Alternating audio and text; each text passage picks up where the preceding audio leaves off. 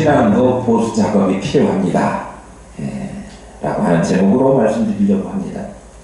지금 우리 북이스라엘 하고 있어요? 남유다 하고 있어요? 남유다 하고 있습니다. 남유다의 아하시아가 죽었죠. 예후에 의해서. 그 문병 갖다가 죽은 거예요. 그런데 아하시아 죽고 아하시아의 엄마 모친인 아달랴가 자기 손주들, 왕이 될 만한 왕손들을 다 죽이고 자기가 남유다의 여왕으로 7대 왕으로 등극합니다.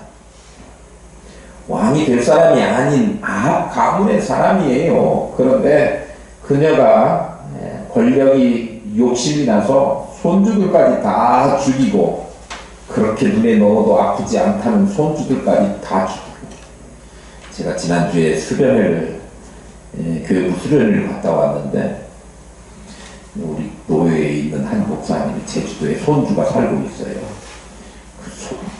수양회는 원래 갈 생각이 없었는데 손주 볼 생각으로 제주도를 가가지고 손주를 데리고 뭐 이제 여행할 시간을 좀 가졌던 모양 같아요. 자기는 뭐 사먹고 싶은 거, 부인이 뭐 사모님이 뭐 사달라고 그래도 잘 안 사주는 분이신데, 이런 얘기를 해도 되나? 그런데 그분이 손주들 만나가지고는 아무리 입장료가 비싼데도 다 데리고 가고, 손주들이 뭘 사달라고 했다며요? 꽤 비싼 거 같던데 그것도 아무 소리 안 하고 다 사주고, 그리고 사진을, 동영상을 찍어가지고 와갖고 그게 한 컷도 아니고 몇 컷이나 돼요.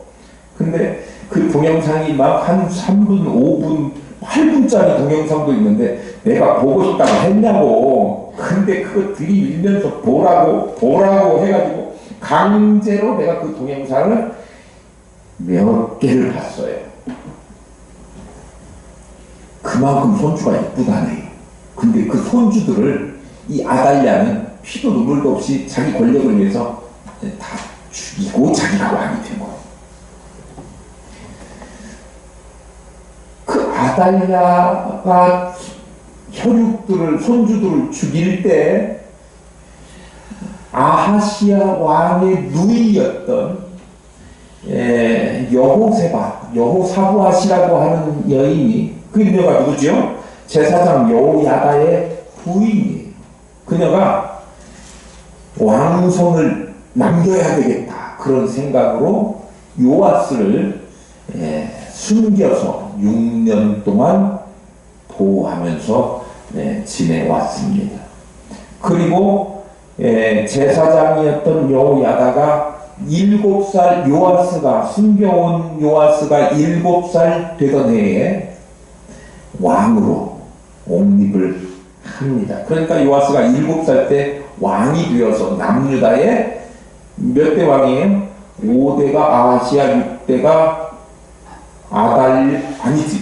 6대가 아하시아, 7대가 아달랴, 8대가 요아스 왕이 됐죠. 그리고 요아스가 몇 년을 통치했다고 우리 지난주에 살펴봤는데 40년을 통치했습니다. 그러니까 7살에 왕이 되어가지고 만 47세에 왕에서 은퇴를 하고, 몇 살 때 죽어요? 130살에 죽어요. 다 기억하실 건 없어요. 어쨌든 40년 통치합니다. 이 요아스에 대한 성경의 전반적인 평가는 요아스가 여호야다 생전에 그의 교훈을 받아서 여호와 보시기에 정직히 행했다. 그런데 여호야다가 죽은 후에 상황이 바뀌어가지고 정직하게 행하지 않은 거죠.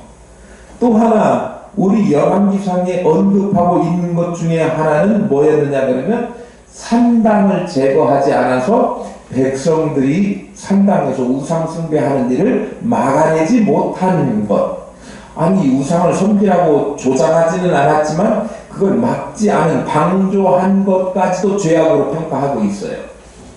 그런데 누구나 왕이 잘한 것, 잘못한 것, 잘잘못이 있지만 오늘 성경에서는 그가 잘한 내용을 소개하고 있어요.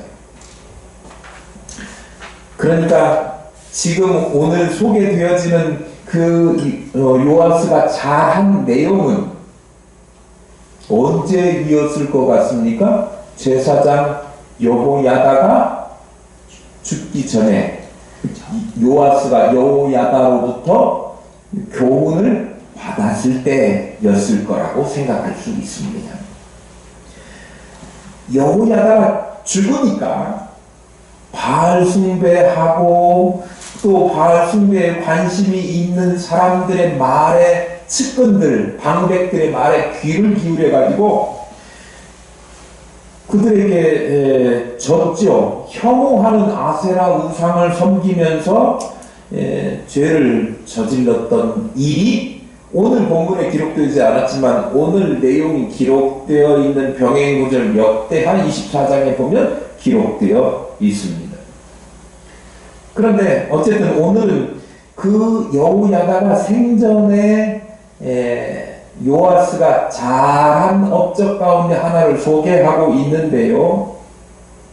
요아스가 제사장들에게 성전에 퇴락한 부분, 성전에 흠이 생긴 부분 이런 것들을 수리하라 이렇게 명령을 내렸습니다.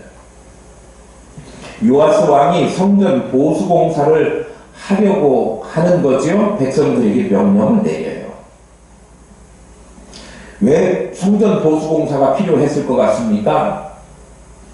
사실 이 요아스 집권하기 전에 아달랴가 집권했잖아요. 그 전에 아하시아도 누구하고 저 북쪽의 아합 그 세력에 의해서 부인들 맞이했기 때문에 다 그쪽 영향을 받아서 성전 관리에 등한시.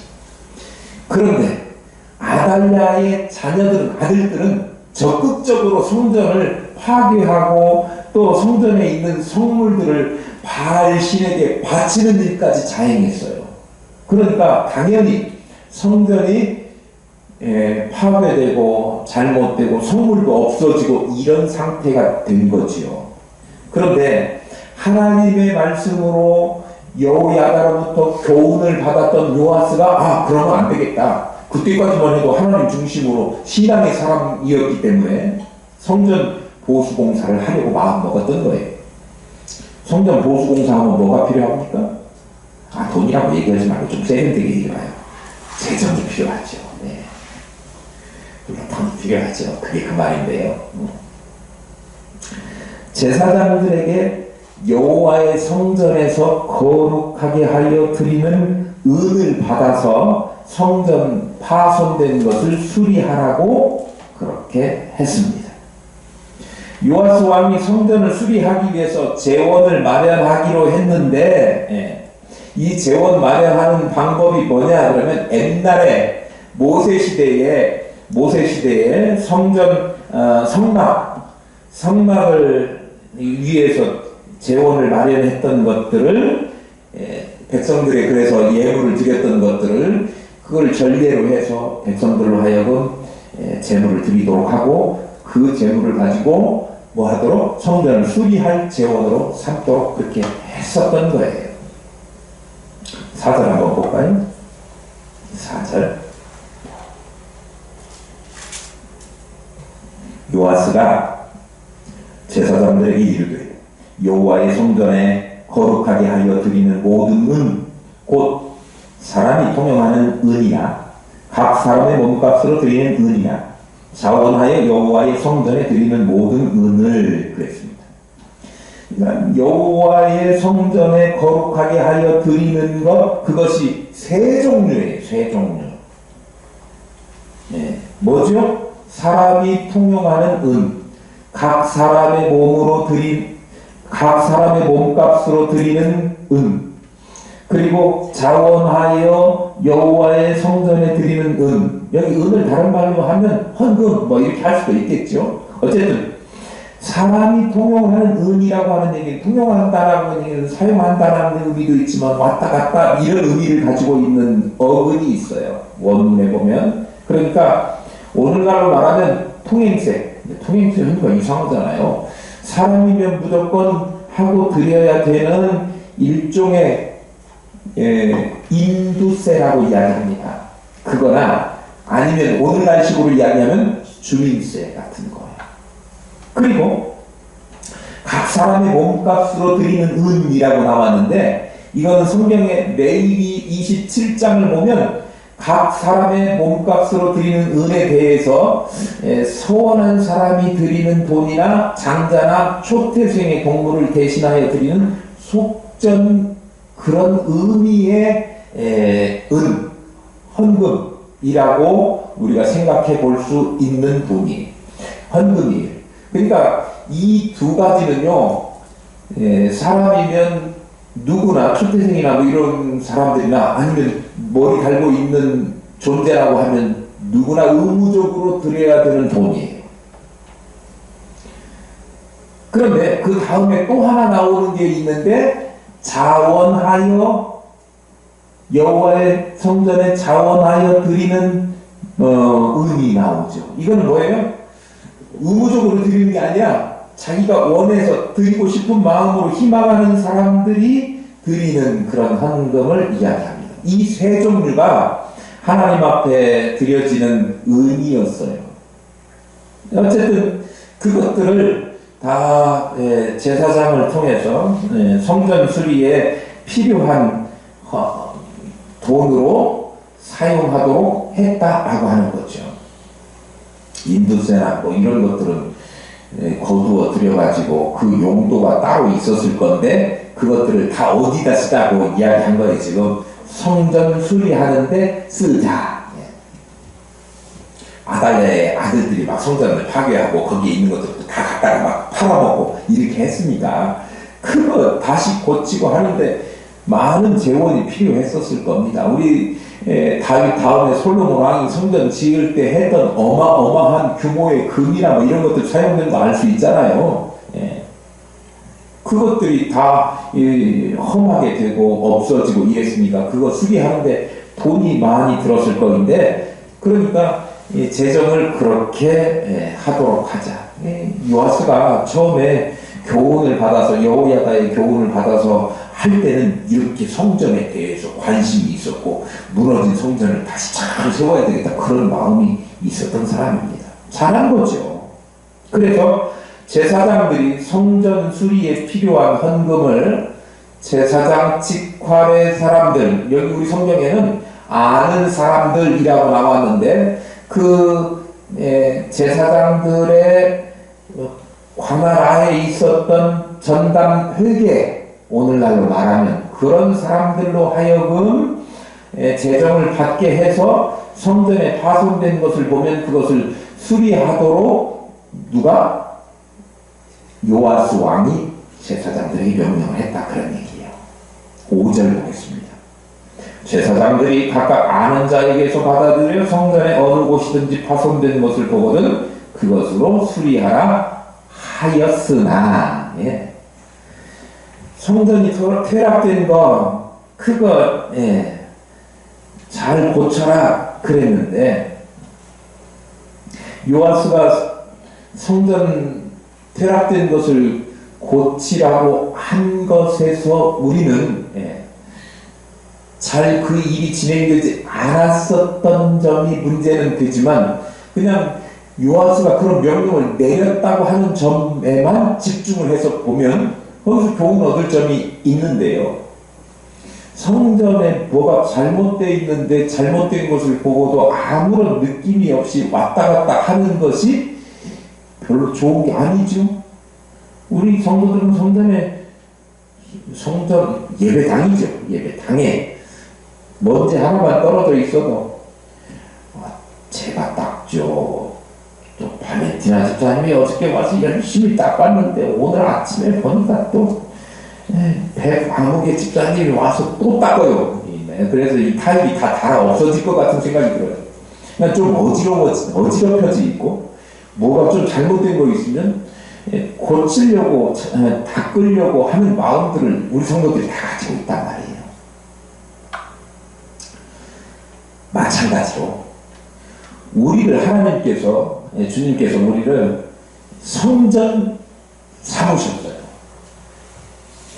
우리 성전된 우리가 뭔가 잘못된 것 있다고 하면 그 잘못된 것을 고쳐나가는, 수리하는 일이 필요하다. 물론 하나님께서 우리를 은혜 주셔서 하나님의 백성 삼으시고 구원받은 하나님의 나라의 백성 삼으셨지만, 그러나 우리가 그렇다고 해도 이 세상 살면서 죄악된 그런 타락한 존재이기 때문에 언제든지 세상적으로 끌려갈 수 있고 잘못 행할 수 있고 죄에 오염될 여지가 충분히 있는 사람들 아닙니까? 세상으로 끌려가 버린 것들, 그런 것들 다시 찾아내서 주님 앞으로 하나님께로 돌아오는 일을 우리가 늘 해야 된다. 이것이 신앙도 보수 작업이 필요하다, 그런 이야기예요. 우리의 신앙이 뭘로 나타납니까? 언행심사로 나타납니다. 말, 행동, 마음가짐, 생각하는 방식.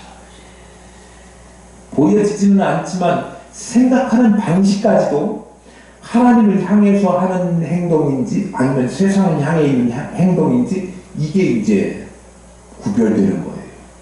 언행심사를 통해서 우리의 신앙의 잘못된 것과 또 바르게 하는 것을 구별해 볼 수가 있는데, 우리의 언행심사 가운데 잘못된 것이 있다고 하면 하나님을 떠나는 것이라든지 세상을 향했다든지 이런 것들이 발견되면 그것을 어떻게 하라고요? 수리하라고, 고치라고, 하나님께로 돌아오도록, 하나님께로 향하도록 그렇게 하라고 하는 것입니다. 오늘 보니까 5절 다시 한번 봐봐요. 중반절에 보니까 어느 곳이든지 파손된 것을 보거든. 말에 있어서 실수가 많은 사람들은 말을 고치십시오. 행동에 있어서 실수가 많은 사람들은 행동을 고치십시오.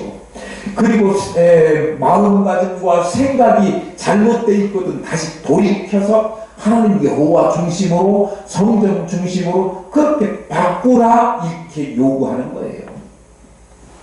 우리 살면서 경건 생활에 문제가 생겼다든지, 목사라고 해서 항상 다 경건 생활 잘하는 거 아니잖아요. 그런데 우리 장목사님 연세가 그렇게 되셨는데도 파주에 계시면서도 교회 출석 못 하시는 우리 교인이요. 성경 일독했다고 어저께 전화 왔어요. 계속해서 자신이 해야 될 경건 생활 충실히 하시고, 찬송과 감사, 기도와 말씀 묵상, 예배 생활, 소홀한 부분이 있는지 살펴서 그 무너지고 잘못되고 허물어지고 땜질이 필요한 곳에 고치는 일을 우리가 각자가 해야 된다라고 하는 사실입니다. 그래서 신앙의 퇴보나 어그러짐이 없이 더욱 아름답고 온전하게 성장하는 저와 여러분들 되기를 축복합니다. 네. 6절 보겠습니다. 요아스 왕 제23년에 이르도록 제사장들이 성전의 파손한 데를 수리하지 아니하였는지라. 23년째 제사장들한테 수리해 그랬는데 왕이 된 지 23년이 되도록 그 말을 들어먹지를 않는 거예요. 성전 수리하라고 하는 일을 하라고 지시했는데 그 일을 듣지 않았다. 언제까지? 요아스가 즉위 23년 될 때까지. 그럼 몇 년에 즉위, 몇 살 때 즉위했죠? 7살 때. 거기다가 23 더하면 30살 먹을 때까지니까 왜 성전 보수 공사를 하지 않고 미뤘는가? 그걸 보면, 그 이유를 생각해 보면 나이가 어렸잖아요. 그러니까 왕권의 위력이 덜했어요. 그게 첫 번째 이유일 것 같아요. 또 하나는 그 일을 맡겼는데 제사장들이 사실은 제사하는 일이 전문이지 성전 수리하는 일이 전문 아니잖아요. 그러니까 못했을 것 같다. 그런데 그거는 좀 설득력이 없는 게, 제사장들이 직접 자기네를 보고 해라 그런 이야기 아니에요. 그 모아진 헌금을 통해서 아까 인두세 비슷한 하나님께 드려진 거룩하게 구별하게 드려진 예물들을 가지고 거기에 써라 그렇게 이야기한 거니까 그거는 별로 설득력이 없는 것 같아요. 그런데 오늘 성경을 자세히 읽어보고 오늘 말씀하고 함께 같이 보조를 맞춰서 가는 다른 성경 역대하 말씀 24장의 말씀을 보면 다른 원인을 찾을 수 있어요. 뭐냐 하면 요아스가 30살 먹을 때까지 제사장들이 그렇게 하지 않았던 이유는 그 전에부터 이 제사장들이 살아가는 데 있어서 필요한 것들을 다 충족시켜주지 못해서 교회 당시에 성도들이 하나님 앞에 드려지는 예물 가운데 제사장 몫이 있고 그리고 교회에 써야 되는 것들이 있는데 그것을 한꺼번에 다 드렸단 말이죠. 보세요. 제사장들 당시에 뭘로 살았죠? 11조. 다른 지파들은 다 자기의 기업을 분배받았지만 레위 지파는 못 받았으니까 다른 지파들에서 그 제사장 지파들을 먹여 살리는 게 의무예요. 그런데 그 전에 아하시아나 또 아달랴나 뭐 이런 사람들이 집권할 때 여호와를 섬겨야 될 남유다이지만 다 어느 쪽으로 기울어 버렸어요? 우상 숭배하는 대로. 심지어는 성전에 있는 것을 갖다가 아세라 신전에 바칠 정도로 이게 이제 엉망진창이 되었으니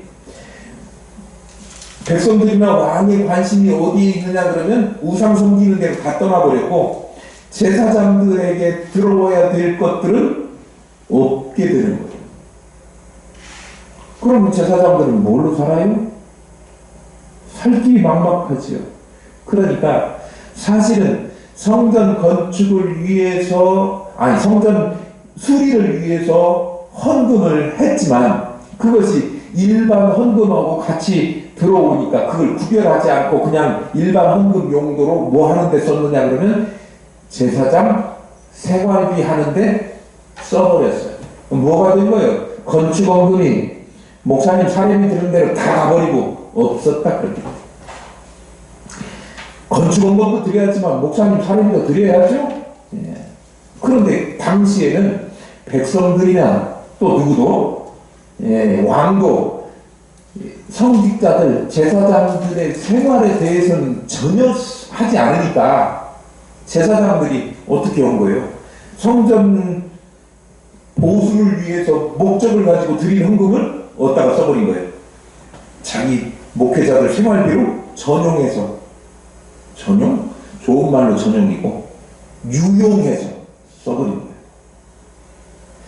당시 상황을 고려해보면 제사장들도 먹어야 되고 살아야 되지 않습니까? 그러니까 생활비가 필요하기 때문에 그렇게 전용해서 쓴 거를 뭐 인간적인 면에서는 이해해 볼 수 있고 제사장들만 잘못했다 그렇게 꽉 꼬집어서 이야기하기는 어려워요.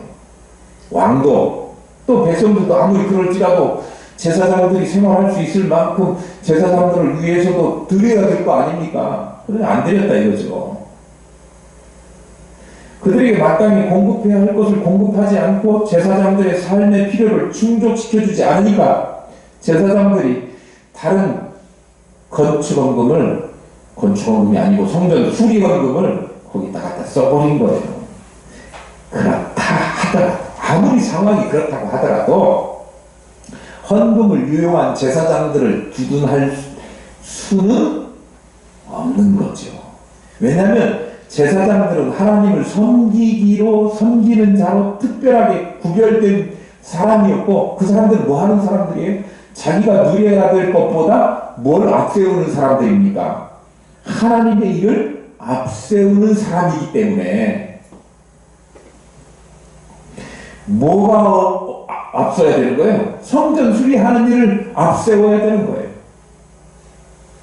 저는 우리 교회의 재정이 좀 부족하면 제 사례비를 포기하고 교회 선교비나 김장하는 데 내놓을 용의가 있습니다. 나는 선한 사람이다 그런 이야기 하려고 하는 거 아니에요. 왜? 저는 하나님 앞에 드려질 사람이기 때문에 그래요. 자, 그게 마땅한 자세. 목사만 그렇습니까? 성도들도 마찬가지죠. 성도들도 힘들다, 바쁘다, 시간 없다 라고 하는 이유를 들어서 교회가 하는 일, 아니 하나님의 일을 미루거나 참여하지 않는 경우가, 자기 일을 하면서 교회 일을 미루고 하지 않는 것, 그런 일이 있을 수 있다고 하는 거죠. 자기 형편이 힘들면 아무리 선한 일이라도 자기와 상관없는 것처럼 처신하고, 무슨 일을 하더라도 자기 시간, 자기 스케줄 먼저 앞세우면서 하나님의 일을 뒷전으로 미루는 일이 요새 현대 교인들 중에는 많이 있어요. 우리 교회 빼고. 그런데 사도 바울이 거기에 대해서 뭐라고 이야기하느냐. 군사로 다니는 자는 자기 생활에 얽매이는 자가 하나도 없나니 이는 군사로 모집한 자를 기쁘게 하려 함이라. 디모데후서 2장 4절에 말씀하고 있습니다. 하나님의 사람은 군사처럼 자기 생활에 얽매이지 않고 오직 하나님을 기쁘시게 해야 한다. 하나님을 기쁘시게 하지 않는 사람은 어떻다고요? 하나도 없나니. 다시 말하면 하나님의 사람이라고 하면 예외 없이 하나님의 일을 앞세워야지 하나님의 일을 뒷전으로 미루어서는 안 된다라고 하는 사실을 이야기하고 있는 거예요. 우리 교회가 이제 2주 정도, 2주도 채 안 남겼는데 뭐 하죠? 김장 나눔. 처음에 김장 사 먹자고 하신 분들도 있었어요. 그때는 몰랐으니까. 그런데 우리가 이 시대에 할 수 있는 일, 좋은 일, 귀한 일, 주님의 사랑을 조금이라도 전달할 수 있는 일로 꼽은 것이 뭐예요? 교회가 감당할 일로 사랑으로 버무린 김장 나눔이에요. 우리 교회가 할 수 있는 일입니다. 우리 교회가 해야만 하는 일로 받아들여지고요. 그런데 이것들을 우리 성도들 예외 없이 그 일에 참여하고 예외 없이 기도하고 이렇게 하시라 당부드리고 싶어요. 자기를 기쁘시게 하는 일보다 하나님을 기쁘시게 하는 일, 주님을 위한 일, 교회가 하는 일에 앞장서서 참여하고 하나도 뒷짐지고 빠지는 사람 없이 기도로 할 수 있는 분들은 기도로 협력하시고, 물질로 협력할 수 있는 분들은 물질로 협력하시고, 시간 내어서 몸으로 협력하실 분들은 몸으로 협력하시고, 자기가 할 수 있는 역할을 찾아서 모두 다 예외 없이 참여하시고 주의 일을 앞세우는 저와 여러분 될 수 있기를 축복합니다. 아멘. 요아스가 대제사장 여호야다의 제사장 여호야다하고 제사장들을 불러가지고 성전 수리를 여태까지 내가 허락을 했는데 안 했다라고 따끔하게 질책을 해요. 그리고 나서 성전 수리를 다시금 하는 방법을 전환시켜요. 그러니까 1차 처음에 명령했는데 23년 동안 안 이루어진 것을 1차 성전 수리의 시행 명령이었다고 하면 이번에는 뭐가 되는 거예요? 2차 명령인 거죠. 7절부터 한번 보겠습니다. 7절부터 9절까지 제가 다시 한번 읽을게요. 요아스 왕이 대제사장 여호야다와 제사장들을 불러 이르되 너희가 어찌하여 성전에 파손한 데를 수리하지 아니하였느냐? 이제부터는 너희가 아는 사람에게서 은을 받지 말고 그들이 성전에 파손한 데를 위하여 드리게 하라. 제사장들이 다시는 백성에게 은을 받지도 아니하고 성전 파손한 것을 수리하지도 아니하기로 동의하니라. 제사장 여호야다가 한 궤를 가져다가 그것의 뚜껑에 구멍을 뚫어 여호와의 전문어기 오른쪽 곧 제단 옆에 두매 여호와의 성전에 가져오는 모든 은을 다 문을 지키는 제사장들이 그 궤에 넣더라. 자, 제사장들 불러가지고 여태까지 23년째 되는데 아직도 그거 시행을 안고 있어? 왜 그랬어?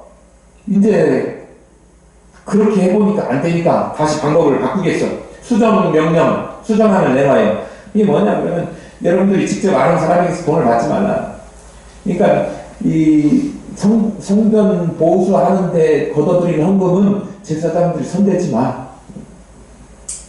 그래서 그 성전 보수를 위해서 드리는 헌금은 따로 성전 문 입구 거기에다가 헌금함을 설치하고 거기에 따로 모으도록. 그래서 그거는 관리하는 사람이 그것만 관리하는 사람을 따로 하도록. 제사장들은 거기에 손대 못 대? 안 돼. 안 되기로 모두 다 동의했어요. 그 돈은 뭐 하는 데만 쓰이기로 한 거예요? 성전 보수하는데. 제가 우리 교회 성전 건축 헌금을 지금 뭐 염두에다 두고 있기 때문에 자꾸 건축 그런 얘기가 나오네요. 제가 건축 헌금을, 우리 교회가 건축을 언제 시작할지도 모르지만 건축 헌금을 하자고 한 일도 없고, 하라고 해본 적도 없습니다. 그런데 그게 이제 한 5년째 되면서 정말 몇 분 안 되는 분이 매번 잊어버리지 않고 꾸준히, 그렇게 해가지고 지난주에 넘어갔어요. 수를 밝히면 이게 전국적으로 나눠서 좀 창피한 일이니까. 창피한 금액이라도 대단히 소중한 돈이고 우리 입장에서는 최선을 다한 우리 성도들의 마음이 담긴 예물이에요. 제가요, 김장할 때 이 돈을 이렇게 하고 쓰고 싶은 생각이 있어요, 요즘. 그런데 오늘 본문에 딱 걸렸어요. 원래도 제가 그렇게 쓰면 안 된다는 생각을 여러분들도 아실 겁니다. 한 번도 입금만 됐지 출금되어 본 일이 없어요, 그 통장은. 제가 연말에 항상 공개를 하면서 여러분들에게 보여드리는데 한 번도 그래 본 일이 없는 돈이에요. 헌금이에요. 뭘 위해서만 쓰기로요? 하나님의 교회 건축하는 데만 쓰기로 작정한 돈이기 때문에 그래요. 아무리 경상비가 모자라도 김장하는데 우리 여기 비용이 좀 모자라고 요새 막 김장한다고 하는데 배추값도 금치라고 그러고 고추금도 비싸다고 그러고 소금은 말도 못하게 올라가지고. 어저께 그 배추 이제 김장해서 담을 박스를 주문하는데 이 박스 값도 심지어 한 40% 이상 올랐어요. 감당 못하게 다 이렇게 올라버렸어요. 그러나 분명한 것은 용도를 정해놓고 쓰기로 한 것에 대해서 절대로 다른 것들은, 부분들은 조금씩 바꿀 수 있지만 성전 건축원금으로 특별히 성도들이 마음을, 소원을 담아서 모은 이 예물들을 전용하지 말고 온전히 성전 수리하는 데만 집중해서 써야 된다라고 하는 사실을 저는 또 한 번 교훈받았는데 요하스가 그런 명령을 내린 거예요. 그래서 이제 제사장들이 감독하던 그 헌금을 당신들이 감독하지 말고 따로 불 위해서 교회 수리를 위해서, 성전 수리를 위해서 따로 예물을 모으고 그거는 직접 감독하는 사람들이, 일하는 사람들에게 소용되는 대로 지불하도록 그렇게 했다는 거예요. 그러니까 제사장한테 거쳐가지고 그거를 이렇게 하고 또 다른 용도로 쓰라고 그랬는데 제사장 손에서 딱 머물러서 돈이 그 다음에 흘러가지 않잖아요. 그거를 차단하기 위해서 제사장 손에 그 돈이 들어가지 않게 한 거예요. 자, 우리도 그렇게 해야 된다, 그런 이야기를 하려고 성경이 기록한 건 아니에요. 뭔 얘기냐 그러면 지금 1차 때 했는데 그게 제대로 집행이 안 됐어. 그러면 그거를 발견한 즉시 이제는 방법을 바꿔가지고 고쳐서 그것이 집행, 실행될 수 있도록 고쳐서 시행을 했더니 오늘 본문 말고 이따 오후에 역대하를 한번 쭉 읽어보게 할 건데요. 보면 이 일이 아주 신속하게 진행됐으면 할 수 있습니다. 잘못됐으면 잘못을 누구나 잘못할 수도 있죠. 살아가면서 잘못된 일이 발견되면 그 일을 속히 돌이켜서 고쳐서 잘 제대로 하도록 해야 된다라고 하는 사실을 가르쳐주고 있어요. 우리가 살다 보면 죄를 짓지 말라라고 하는 이야기를 성경으로부터 늘 중요하게 강조받습니다. 그런데 성경에서 우리에게 강조하고 있는 내용은 죄 짓지 마라 라고 하는 말도 있지만 우리의 연약함을 주님도 다 아시잖아요. 그러니까 죄 지을 수 있는 가능성이 충분히 있는 존재들이야. 그래서 죄를 지어요. 죄를 지을 수 있는데 죄를 지었다고 하더라도 거기에서 어떻게 하라고요? 바로 돌이켜서 고쳐서 제대로 돌아와라. 이거를 강조하고 있는 거예요. 복음서에 보면 두 종류 유형이 나와요. 유대 종교 지도자들이 나오고요. 하나는 그 사람들은 거룩하게 사는 사람들이라고 일반적으로 알려져 있는데, 한편으로는 거룩하지 않다고 생각되는 세리와 창녀와 죄인들, 이런 사람들 나오지 않습니까? 그런데요, 유대 종교 지도자를 향해서 이런 거 고쳐라 주님께서 요구하시고 유대 종교 지도자들은 안 고쳐요. 그러니까 그들을 향해서 주님께서 굉장히 책망하시죠. 그런데 반대로 우리 읽어보면 세리와 창기와 이런 죄인들을 향해서 주님께서는 뭐 해라 요구하지도 않아요. 그런데 그들은 주님을 만나는 순간부터 자기의 잘못된 것을 바꾸고 변화됐어요. 우리 잘 알고 있는 세리자 삭개오 기억하십니까? 주님께서 그에게 너 이거 해, 너 뭐는 갚아주고 뭐 잘못한 거 있으면 보상해, 이렇게 한 적이 없어요. 성경 찾아보세요. 그런데 삭개오가 자발적으로 주님을 멀찌감치 나무 위에서부터 보고 주님 만나고 나서 그의 마음의 심경에 변화가 생겨서 내가 남의 것을 포색한 일이 있거든. 몇 배? 성경 여러분 읽으실 거예요. 4배로 갖고 내 재산의 뭐까지 절반까지도 다 팔아가지고 하나님 사람 나눠주겠습니다. 이렇게 자신의 잘못된 것을 돌이켜서 회개하고 변화된 행동의 변화가 그에게 있었다는 거예요. 듣고도 아무것도 안 하는 종교 지도자들, 거룩하게 산다고 자부하는 사람들, 주님께서 그들을 책망하셨어요. 그런데 주님께로 돌아오고 그들의 행동의 변화가 온, 정말 그야말로 세상으로부터 칭찬은커녕 손가락질 받았던 죄인들, 그들은요 주님께로 돌아오고 그들이 주님께서 원하시는 그런 반응을 보였기 때문에, 행동에 수정이 있었기 때문에, 잘못된 것을 보수했기 때문에 누구의 반응을 주님께서 더 기뻐하셨을 것 같습니까? 요구했는데 아무 변화도 없는, 나는 지금까지 거룩하게 살아왔는데 지금 이대로 그냥 살 거야, 사실은 거룩하지도 않는데, 그거 하고 내가 잘못 살았습니다, 내가 바꾸겠습니다, 변화된 사람들하고 주님께서 누구 더 좋아하실 것은 자명한 일 아닙니까? 혹시 우리가 살면서 잘못 범할 수 있죠. 잘못을 범했다고 하면 또 굳이 불식간에 행하지 말아야 될 일을 행했을 수도 있잖아요.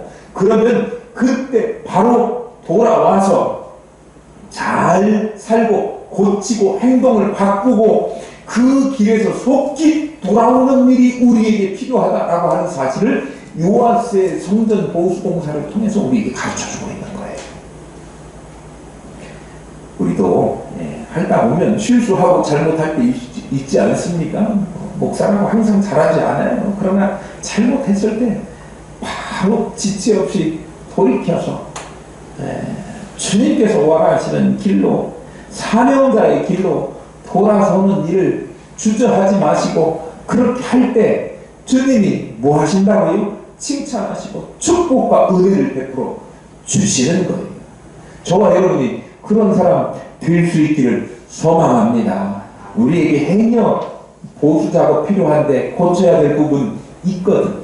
뭐라고요? 찾아내어 고치셔서, 우리가 부족하고 못한 부분들 있잖아요. 주님 앞에 서기 전에 그거 다 완전하게 고쳐야 되지 않겠습니까? 성화돼야 되지 않겠습니까? 그런 노력을 잘 하셔서 주님 보실 때 칭찬받는 저와 여러분 될 수 있기를 축복합니다.